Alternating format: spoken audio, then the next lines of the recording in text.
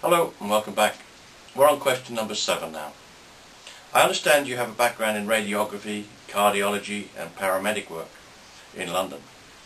You're not a doctor, but you teach doctors, and you're one of only about 600 people in the world that are qualified to use this scanning system. Where did you qualify? Well, as I've already mentioned, this was developed in America by doctors and computer experts. It underwent 8 years of clinical trials with the American Food and Drug Administration. And I had to go out to America and study it, and also to do the exams out there, so I'm licensed by them. And that more or less covers the world, quite frankly, because they're the toughest licensing body in the world. Yes, I have taught doctors. I've taught other people who are not doctors, specialists in alternative medicine also. And I don't do much anymore because I'm just far too busy with my own work around the world. I have a background in radiography. I was there for a year at a major London teaching hospital. I got bored with it, quite frankly. Went on for a few years to work as an assistant to the head of the department of cardiology in another major teaching hospital. And then I went on to do many years in paramedics around London. So I do know an awful lot about the human body. In fact, I probably know more than your average doctor, quite frankly. I've certainly been out there on the sharp end. And I've certainly saved more lives than any doctor I've ever met. I'm sure there must be some out there that have done better than me. I'm sure there are, but I've not met them yet. So there's not much I need to be told about the human body. Okay, question 8. Is one scan enough to clear all our health problems, or do we need a separate scan for each problem we suffer with? One scan is enough. When you get the brain working properly, it'll fix the migraines, the eczmas, and the other things that people get. You could come in with just one problem. You could come in with half a dozen, but one scan is all you need. You just go away and stop giving your brain a problem, and it stops giving you a problem. It really isn't difficult to think about it. And it's so simple. Just stop giving your brain a problem. And half a dozen problems will disappear in one go. It really is clever, isn't it? Number 9. Do certain foods cause similar health problems? For example, if say 10 people were intolerant to mushrooms, would they all get headaches? It's an interesting one. No, they wouldn't. The reason for that is that they've all got different brains. So a mushroom might well be causing a problem with one person and giving them a headache, but another person it could be giving them eczema or depression or pain in the body, in the joints, or anything you can think of, quite honestly. Every brain's different. So the answer to that is no. Everybody would have their own individual problems. Number 10. If a person didn't actually eat a certain food, would their intolerance to it still show up on the scan? Yes, of course it would. I do check things that people never even heard of. They come up, run through a bunch of things, and often they'll say, "I've never heard of that." But they can be intolerant to them. Of course they can.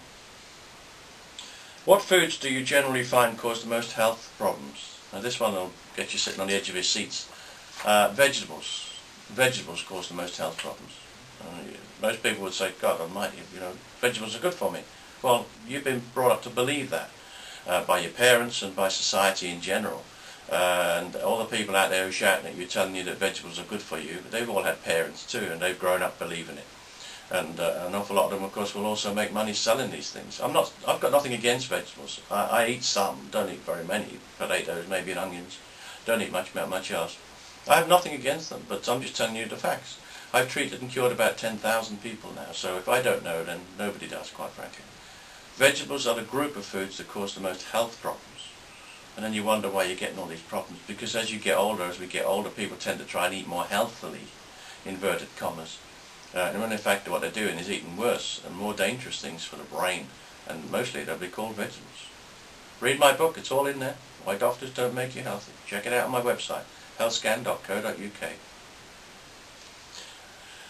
Once you have found the foods that are causing the problems, do people stop them straight away? No, they don't, because like any drugs to any drug addict, if you stop things too quickly you can get withdrawal symptoms. So what I say to people is it takes a lifetime to create the problem in the body, so take a month or so to come off the foods gently and let the brain change and get used to not having these drugs. Do patients only need one to see you once in order to become healthy, or is it a course of treatment? No, once is enough, as I mentioned before. Once is more than enough. Provided you go away and follow it properly, and if you don't, then there's no point in coming in the first place. Because when you leave the HealthScan clinic, you have responsibility for your own health, and that's the first time in your life you've had that. And if you don't want to correct it, well, don't blame anybody else. And up until you've had your scan done, everybody that I've ever treated, their health has been in the hands of other people, and that's why they've been getting worse, not better.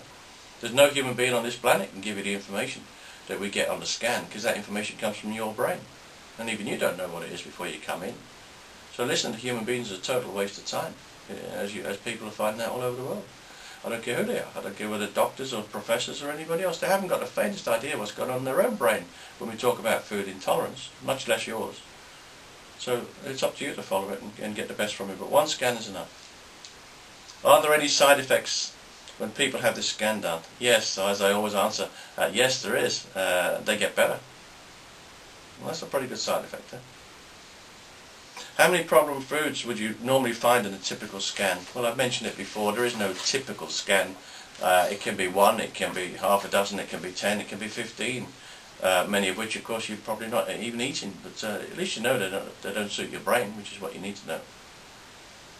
I know you test for about 200 everyday foods, but what happens if someone eats an unusual food on a regular basis? Can they get that checked also? Yes, of course.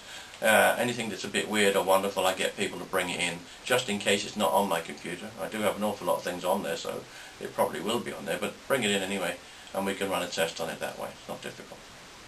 Can the patient reintroduce the problem foods again, or do they have to stay off them forever? No, you can go back on most of these things in about 6 months or so. Within a very short time of coming off the foods, within a month or 6 weeks or so, the brain's working properly because it's not getting the bad drugs hitting it on a daily basis or 3 or 4 times a week. So it runs your body properly and your health problems clear up. But equally, that computer in your head is now working properly, and I say to people, stay off the diet for about 6 months or so.